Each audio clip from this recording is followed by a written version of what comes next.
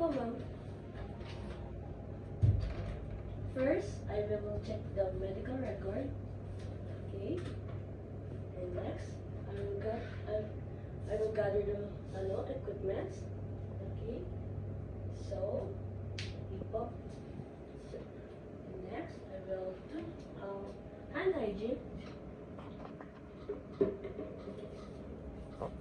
And susuot ko na po yung gloves ko.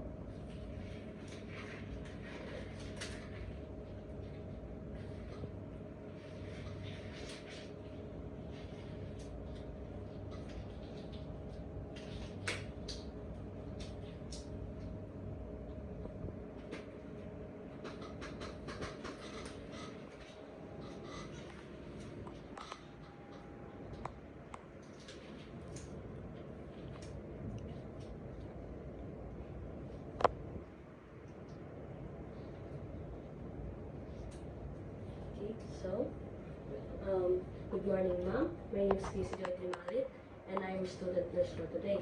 So, before we begin po, may I know your full name and date of birth? I'm Desmond Nino po, January 7, 2007. Okay po. Pwede ko po ba makita yung wristband nyo to confirm po?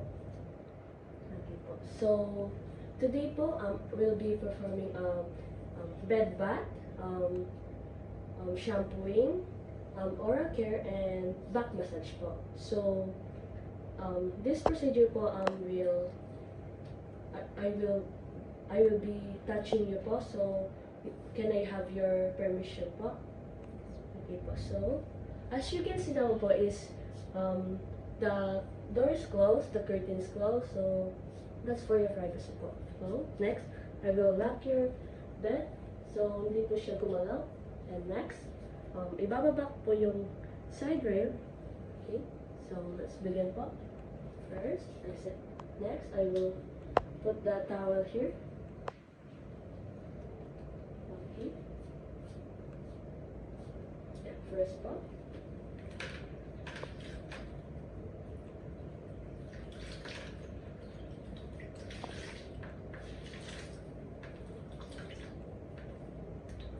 Pupunasan ko po yung mukha nyo ng wet towel.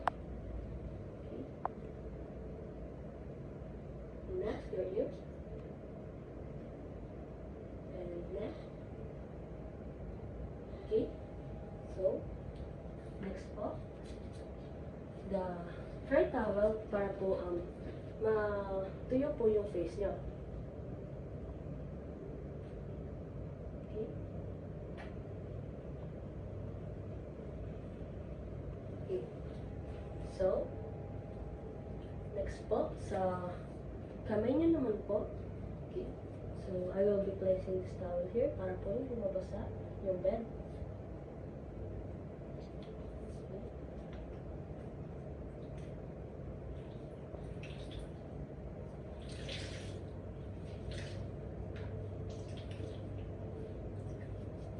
So, I will use the wet towel again. First po sa mga fingers. Lahat po, pati gilid. Okay. Next, hands.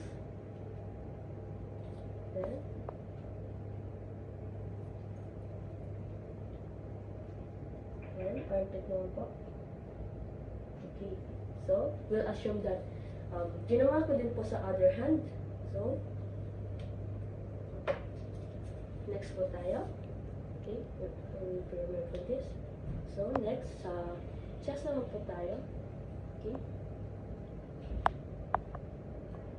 So, let's assume that exposed po yung, niya, yung body niya.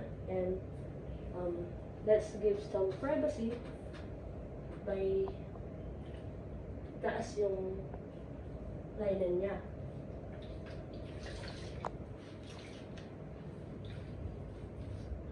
So, first, the wet.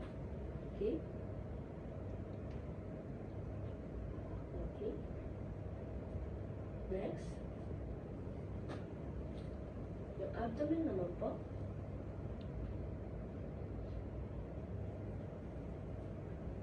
Next, the dry towel para po mawala yung basa.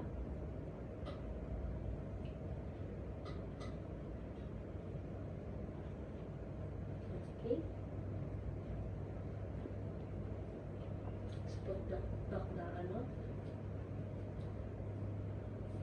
And next naman po, sa paa naman po tayo.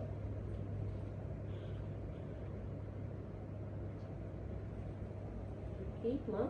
Taas po.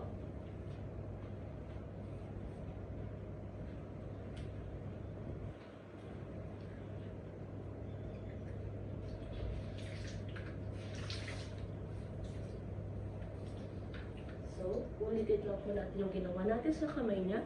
So, first, the toes. Okay, then, pataas ko hanggang sa next. Then, sa back po naman. Okay, so let's assume na ginawa ko din po sa other, sa other fit niya po. So ma'am, let's proceed po sa shampooing. Okay po. So, I will put this on sa ulo niya para po hindi mabasa yung bed niya or pillow. So, up po.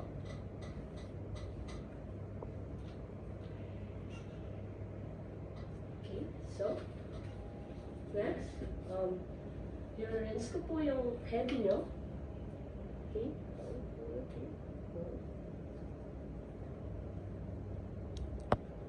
Okay. So next,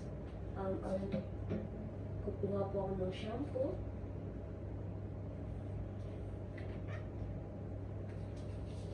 Okay. So, I will massage your hair. And check din po kung may lice or any dandruff po. Okay. So next, I will rinse your hair.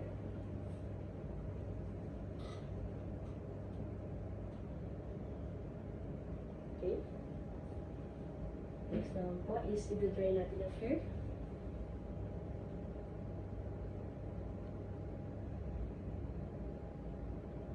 Okay. So next naman po, sa oral naman po tayo. So, i-assist po kita ulo po. Okay. 1, 2. Okay. Tanggalin ko na po ito.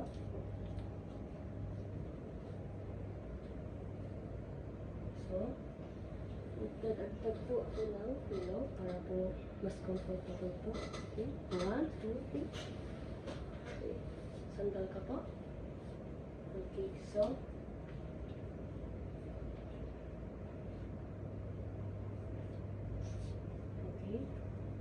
lalagay ko po ito dito para po hindi mo basa yung damit.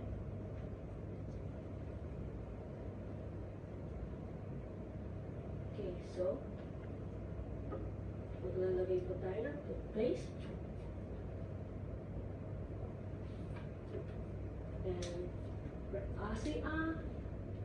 then brush po natin yung teeth up and down, then side, then yung dila niya po para po maiwasan yung bad breath.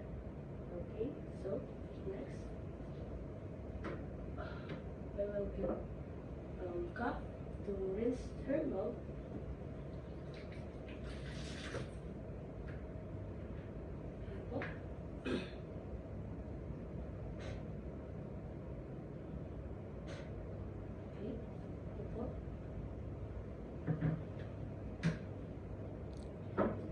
Natin yung mouth niya. Okay. So, tatanggalin na po natin.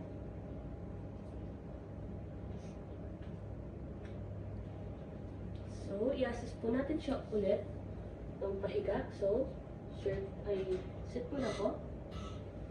Okay. Then, higa po.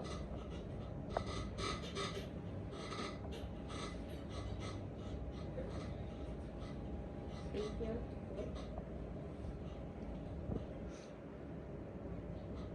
Then, ipapahiga po siya natin ng side. Here you go. So, sa back massage naman po tayo. So, first, assume that hair curls are wala po. So, maglalagay muna po tayo ng lotion. Okay. So, next, I will massage her back 3 to 5 minutes. And check niyo po kung may any injuries or any redness po para po maiwasan. Okay. So, wait on. So, ibabalik po natin siya sa laying position. 1, 2, 3. Okay. So, are you comfortable naman po, ma'am? Yes po. Okay po. So, I will remove my gloves. And I will alcohol my hands. So, next po, I will document it naman po later. And thank you po for cooperating with me. Thank you very much po. And have a good day.